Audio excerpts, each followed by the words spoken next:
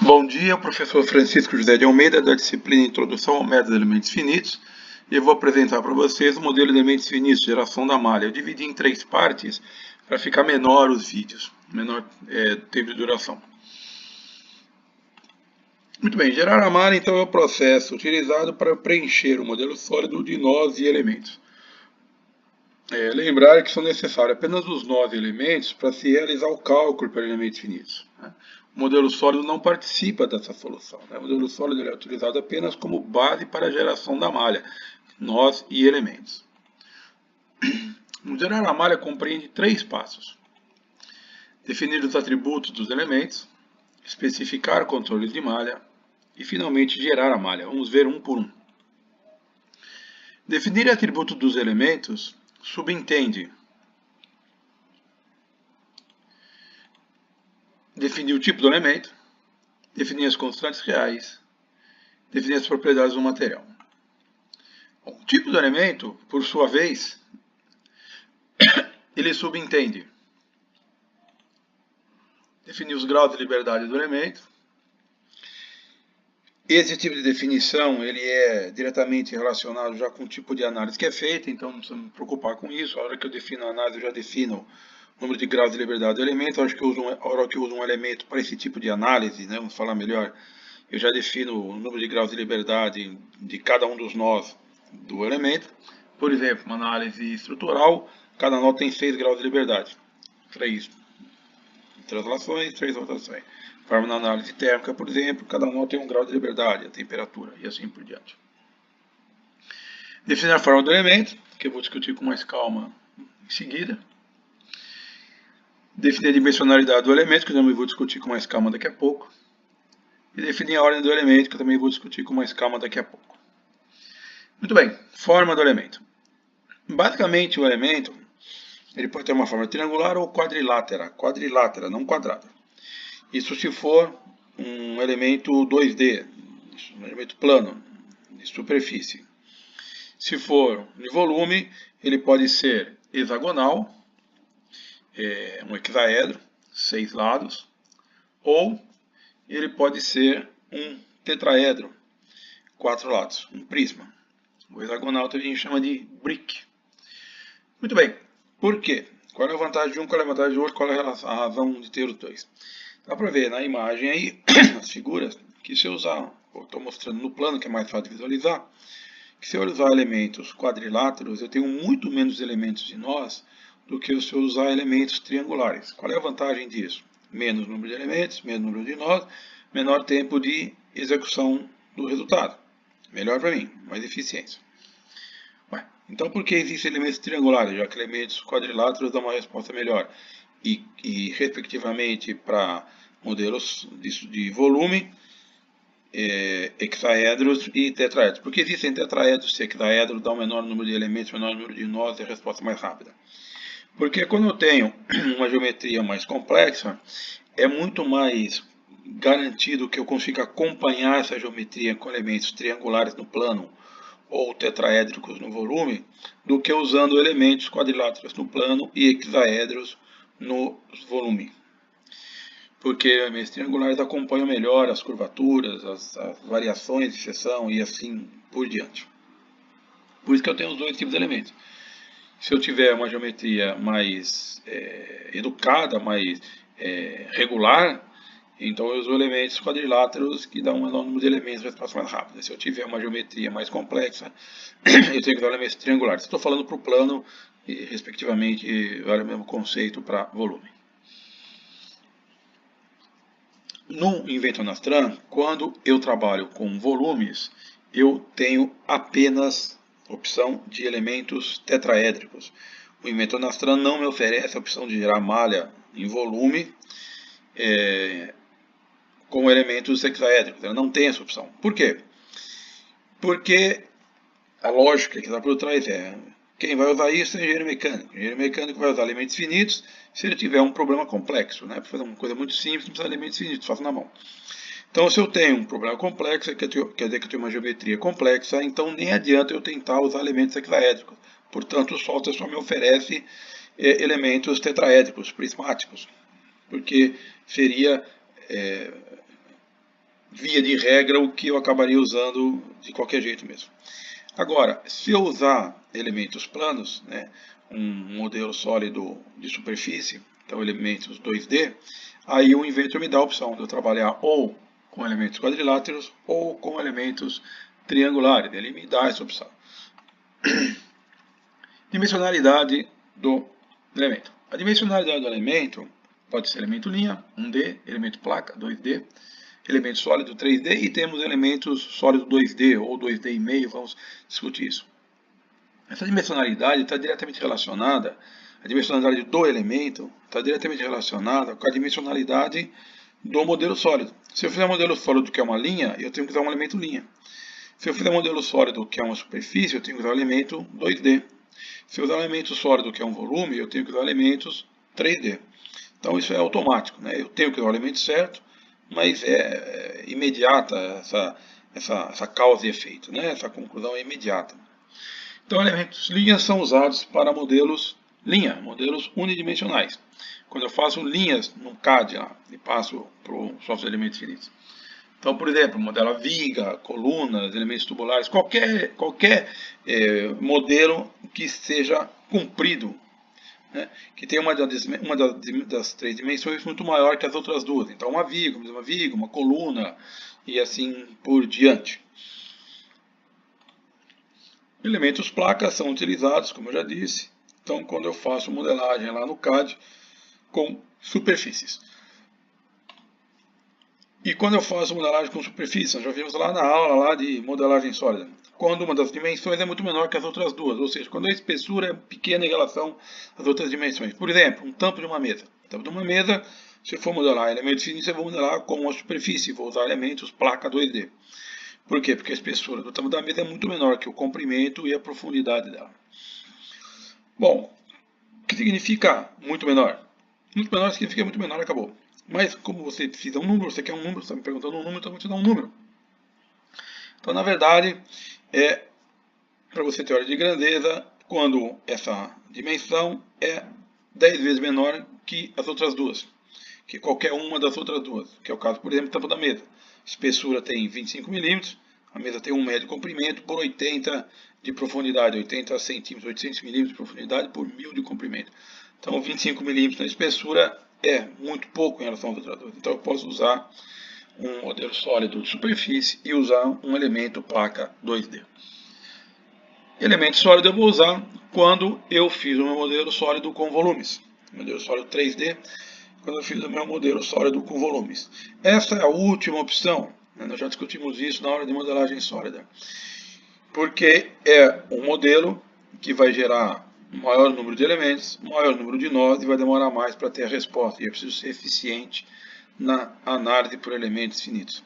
Então, se precisar, tudo bem, eu vou usar. Mas se eu conseguir fazer superfície ou conseguir fazer linha, é muito mais interessante para mim, porque eu diminuo o tempo de execução. Tenho a resposta mais rápida. Eu também uso elemento sólido quando eu recebo já o meu modelo de CAD já pronto. Por exemplo, eu trabalho para uma empresa, eu sou fornecedor de uma empresa, ela me manda já o arquivo da peça, já que ela já fez. E ela fez em sólido. Então não compensa para mim eu refazer todo o trabalho, gerar um modelo de superfície, só para poder diminuir o tempo de execução. O tempo que eu vou gastar para fazer o modelo de novo, não compensa. Eu estou falando, logicamente, de peças complexas, né? Eu não vou usar elementos finitos para uma peça extremamente simples, né? Já foi falado isso várias vezes.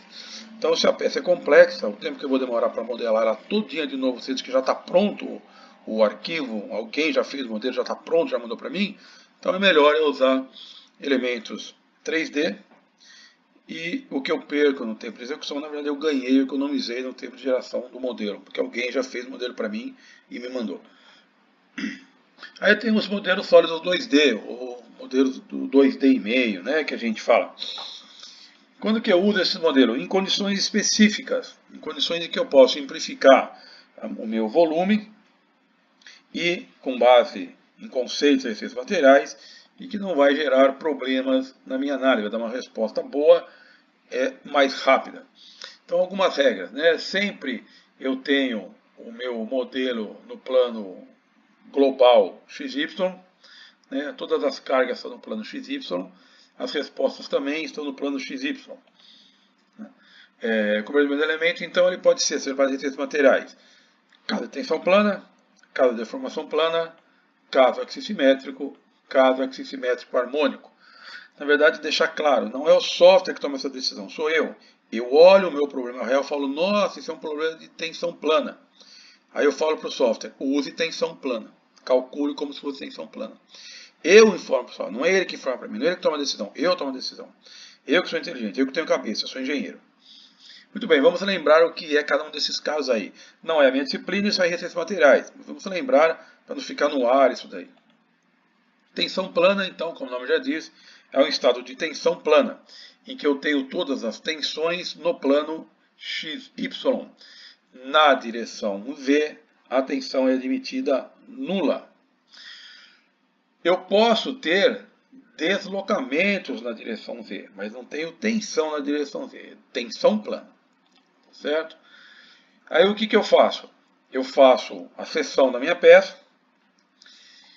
apenas uma superfície, e analiso desta forma. E é como se eu estivesse analisando um volume inteiro da peça. Tá certo? A resposta é com a mesma qualidade, a resposta final da mesma qualidade, tem a mesma qualidade final. Eu posso definir uma espessura opcional na direção Z se eu quiser. Em que casos reais é que eu tenho tensão plana? Alguns exemplos, não todos, alguns exemplos. Por exemplo, chapas finas submetidas a carregamento no plano. Por exemplo, uma tampa. Discos finos sob pressão.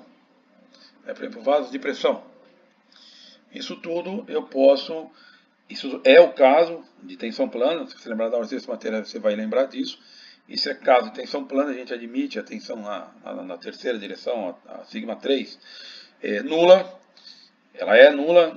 Portanto, a gente tem um estado de tensão plana. Então, eu posso usar isso, essa informação que eu tenho, não o software, para fazer análise de elementos finitos. Deformação plana, como o nome já diz, é um estado de deformação plana. Ou seja, a deformação toda ocorre no plano XY. Na direção Z não há deformação, mas pode haver tensão na direção Z. Tá certo? Pode acontecer. Quais são os casos reais em que ocorre deformação plana? Quando eu tenho estruturas longas de seção transversal constante, por exemplo, viga. Então, uma viga submetida à flexão é um caso de deformação plana. Se você lembrar da aula de ciências materiais, quando o professor foi dar aula de flexão, ele te disse isso. Vamos admitir que é um problema de deformação plana. Que a deformação toda ocorre no plano XY, não há deformação na direção V. E aí você partiu desse princípio para definir todos os conceitos lá de flexão, chegar nas equações e assim por diante. Então eu posso usar esse mesmo conceito e falar para o software, olha, vou fazer só o perfil da minha seção, da minha viga, por exemplo, submetida à flexão, faço o cálculo e eu tenho uma resposta tão boa quanto com muito menos tempo, em muito menos tempo. Aximetria, nós também já discutimos isso quando falamos de modelagem sólida. Aximetria é um caso em que eu tenho uma peça assimilável à sua de revolução. Então eu tenho um eixo de simetria, que é o eixo Y, e eu tenho uma seção que vai girar em torno desse eixo e gerar um volume, por exemplo, uma polia. Então, nesses casos também, se eu identificar que é um caso de simetria, eu faço só a seção da minha peça, não faço o volume da polia, faço só a seção da polia, uso esses elementos planos, faço a análise de elementos finitos e uma resposta tão boa quanto se eu tivesse gerado um volume e feito análise. Então, faz uma resposta muito mais rápida com a mesma qualidade. Tá? Então, o eixo de simetria é o eixo Y e não há coordenadas x negativas, porque como eu faço só a seção, eu faço a seção sempre para o lado positivo de x. Então, dá para fazer a seção para o outro lado também, né, automaticamente. A direção Y é axial, a direção x é a radial e a direção z é a circunferencial. O deslocamento na direção Z é admitido nulo e as deformações e tensões nessa direção também são significativos. Mas o deslocamento é nulo. Muito bem, então usado por exemplo para base de pressão, polias, como eu disse, qualquer coisa que seja assimilável à história de revolução.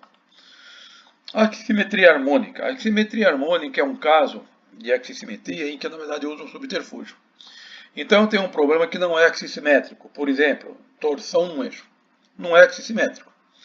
Por que não é axissimétrico? Porque se eu pegar um eixo e torcer ele, um lado dele sobe, um lado dele desce. Então não há axissimetria. Mas, Se eu pegar a função torque e aplicar a série de Fourier, eu vou ter vários termos, se você lembrar da aula de matemática, série de Fourier. Cada um desses termos da série de Fourier, ele é axissimétrico. Então o que eu faço? Eu, entre aspas, engano o computador. Eu aplico todos os termos da função torque aplicada à série de Fourier nela. Cada um desses termos é axissimétrico. E a hora que ele combina a resposta desses termos, me dá a resposta real e na verdade não era axissimétrico. Então eu estou, entre aspas, enganando o programa. O Inventor Nastran não tem essa opção, eu não consigo fazer isso no Inventor Nastran, não tem esse recurso. Ordem do elemento, é o último item de atribuição, atributo dos elementos. Ordem do elemento, se eu lembrar das aulas anteriores, o método Leibniz calcula a resposta nos nós. Nos nós a resposta está correta. E entre nós num elemento? Um elemento único, um elemento 1D. Um elemento linear, 1D. Então eu tenho o nó 1, tenho o valor lá para dar tensão, no nó 1, tenho o valor da tensão no nó 2. E entre esses nós, como é que eu calculo a tensão? Eu tenho que usar uma função de interpolação. Essa função de interpolação, no caso do Leibniz, se chama função de forma, que define a ordem do elemento. Então eu tenho elemento de primeira ordem e elemento de segunda ordem. Função de forma linear e função de forma quadrática, ou interpolação linear ou interpolação quadrática. Então eu posso dizer, eu posso informar para o programa, olha, o elemento que eu vou usar, ele tem uma função de interpolação linear, ou o elemento que eu vou usar, ele tem uma função de interpolação quadrática, ou seja, como ele vai fazer para calcular o resultado dentro do elemento, entre os nós, internamente ao elemento. Muito bem. Vamos fazer uns gráficos aqui para entender o que significa isso, como que isso influencia a qualidade da minha resposta. Então, digamos que eu tenho um problema aí, uma estrutura, uma viga, e ela tem esse deslocamento final. Tá? É uma curva. Tá? Não é uma parábola, é uma distribuição quadrática. Temos aí. Muito bem. E eu gerei um elemento só, com dois nós. Um nó lá na extremidade esquerda, um nó lá na extremidade direita. Então eu mando o software calcular, ele vai calcular o deslocamento, por exemplo, da estrutura nos nós exato. No nó esquerdo, o valor exato do deslocamento, no nó direito, o valor exato do deslocamento. E entre os nós, aí eu falo para o software, use uma função de interpolação linear, ou seja, o elemento é de primeira ordem. O software vai fazer uma interpolação linear, está lá, aquilo que está em preto. Horrível, totalmente longe da realidade, totalmente longe da resposta real. Qual é uma solução para isso? Aumentar o número de elementos. Então, se aumentar o número de elementos, aumentar o número de nós, então o software vai calcular a resposta certa em cada um dos nós, ele vai fazer uma interpolação linear, então eu tenho pequenas semi-retas ali, e eu tenho uma resposta muito melhor do que a anterior. Não é uma resposta perfeita, mas muito melhor. Se eu colocasse infinitos elementos, a resposta seria exata, já discutimos isso lá atrás. Ou eu posso usar um elemento de função de forma quadrática, que ele vai então aproximar a resposta, calcular a resposta internamente aos nós dentro do elemento, através de uma equação de segundo grau, que não é a resposta exata, mas dá uma resposta muito mais próxima da resposta real. Então eu tenho duas opções para melhorar minha resposta, ou usar muitos elementos de função de forma linear, muitos elementos de primeira ordem, ou usar elementos menos, portanto menos, elementos de segunda ordem, ou elementos de função de forma quadrática, para ter uma resposta melhor. Muito bem. Em muitos softwares, quando eu escolho o elemento, implicitamente eu já escolhi a função de forma dele, a ordem do elemento. No caso do Inventor Nastran, não. No caso do Inventor Nastran, eu escolho o tipo de elemento e depois eu defino se ele vai usar uma interpolação linear ou uma interpolação quadrática para calcular a resposta entre os nós. Né? Muito bem. O que acontece com isso? Né? Elementos de primeira ordem ele tem uma resposta mais rápida do que elementos de segunda ordem. Por quê? Porque o elemento de primeira ordem faz uma interpolação linear. E uma interpolação linear exige apenas 2 pontos, se você lembrar da aula de matemática. Então eu tenho, por exemplo, se for um elemento linha, um elemento 1D, eu tenho 2 nós, um nó no início e um nó no fim, acabou. Se for um elemento quadrilátero, eu tenho 4 nós, um nó em cada vértice, e acabou. Agora, se eu falar que o elemento é função de forma quadrática, é um elemento de segunda ordem, Para fazer uma interpolação quadrática, eu preciso de 3 pontos. Se você lembrar da aula de matemática. Então eu preciso ter um nó intermediário. Então, por exemplo, um elemento linha de segunda ordem tem 3 nós. Um nó em cada extremidade e um nó intermediário. Um elemento de segunda ordem quadrilátero, ele tem 8 nós. Um nó em cada vértice, mais 4 nós, um intermediário em cada aresta. Então eu tenho o maior número de nós. Tenho o maior número de nós, eu demoro mais tempo para fazer as contas e a interpolação também é mais trabalhosa. A interpolação linear é muito mais rápida que a interpolação quadrática. Então eu posso usar menos elementos de função de forma quadrática, mas talvez o tempo da resposta não seja mais rápido que se eu usar mais elementos de função de forma linear. Eu vou mostrar uma tabela daqui a pouquinho para a gente entender um pouco mais isso. Eu vou fazer um paralelo então entre elementos lineares e elementos quadrados, elementos de primeira ordem e de segunda ordem. Então, elementos de primeira ordem, por definição, eles aceitam, eles admitem, eles suportam uma variação linear de deslocamento dentro do elemento. Portanto, eu só posso ter uma tensão constante dentro do elemento. Elementos quadráticos não. Eles fazem uma interpolação de segundo grau, eles aceitam uma variação quadrática de deslocamentos internos ao elemento. Portanto, eu posso ter uma variação linear de tensão dentro do elemento. Por isso está a resposta melhor. Elementos lineares, eles são totalmente influenciados por elementos distorcidos, elementos não regulares, elementos muito compridos, por exemplo. Elementos muito compridos, eles dão problema na solução, eles geram soluções ruins. Isso é matemática interna do método de elementos finitos. E eles influenciam muito a resposta dos elementos lineares. Já seus elementos quadráticos também influencia a qualidade da resposta. Mas eu consigo não ser tão sensível a esse problema. A resposta não é tão sensível a elementos distorcidos. Elementos lineares, ele é indicado quando eu quero ter uma ideia da resposta. Né? Por exemplo, um anteprojeto, ou ter ideia de tensões nominais e assim por diante. Já quando eu quero um projeto mais detalhado, uma otimização, ver as vírgulas do meu produto, então é melhor eu usar elementos quadráticos. É mais demorado, mas dá uma resposta melhor. Elementos lineares, se eu quiser melhorar a resposta, tem que aumentar muito o número de elementos, como nós vimos no slide anterior. Elementos quadráticos eu já posso dar menor número de elementos. Cada elemento vai demorar mais para ser calculado, mas é um número menor de elementos. Então, para resumir, elementos mais simples, função de forma linear, mais rápida a resposta, porém pior a qualidade. Elementos mais complexos, função de forma quadrática, menor a rapidez da análise, você demora mais para ter a resposta, porém a qualidade é melhor. No invento nação, como eu disse, eu posso escolher a ordem do elemento depois de ter definido o elemento. Então eu vou lá na janela Mesh Settings, tem lá a ordem do elemento, ou linear ou parabólico, que é segundo grau, né? Muito bem, constantes reais é uma forma que eu tenho para informar para o software a característica geométrica que ficou faltando no modelo sólido. Eu vou explicar melhor. Por exemplo, se eu gerar um modelo sólido, só linhas, eu forneci uma informação geométrica para o software, comprimento. E eu preciso fornecer mais 2 informações geométricas. A área dessa linha. Essa linha representa uma viga. Qual é a área da viga? Então eu uso constantes reais. Eu faço um modelo que é uma linha só, lá no CAD, mas na hora que eu vou usar elementos físicos, eu tenho que informar as outras 2 dimensões. Então eu vou lá e defino as constantes reais. Já vou mostrar a figurinha do invento na tela para você entender um pouco mais disso. Se for um elemento placa, eu fiz lá um modelo de superfície lá no CAD, eu dei 2 informações dimensionais para o meu programa. Por exemplo, largura e comprimento. Está faltando a espessura. Então o que eu faço? Na hora que eu vou fazer a análise, ou antes de fazer a análise, eu falo para o software, a espessura daquela superfície é tal. Eu sempre tenho que dar as 3 dimensões para o software calcular elementos finitos. Por isso que a gente chama, se eu lembrar da aula lá, eu chamo de tudo de modelo sólido. Uma linha chama modelo sólido de elementos finitos, porque eu sempre dei as 3 dimensões. Eu dei o comprimento no CAD, no modelo de CAD, e eu dei as outras 2 dimensões através de constantes reais, por exemplo.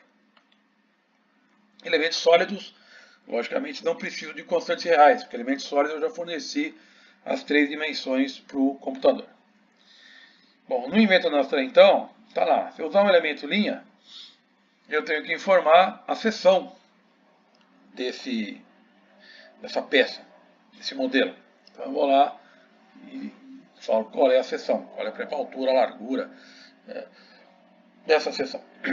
Se eu usar o elemento placa, então eu tenho que informar a espessura da superfície. E se eu usar elemento sólido, eu não preciso informar nada, como eu já expliquei. Muito bem.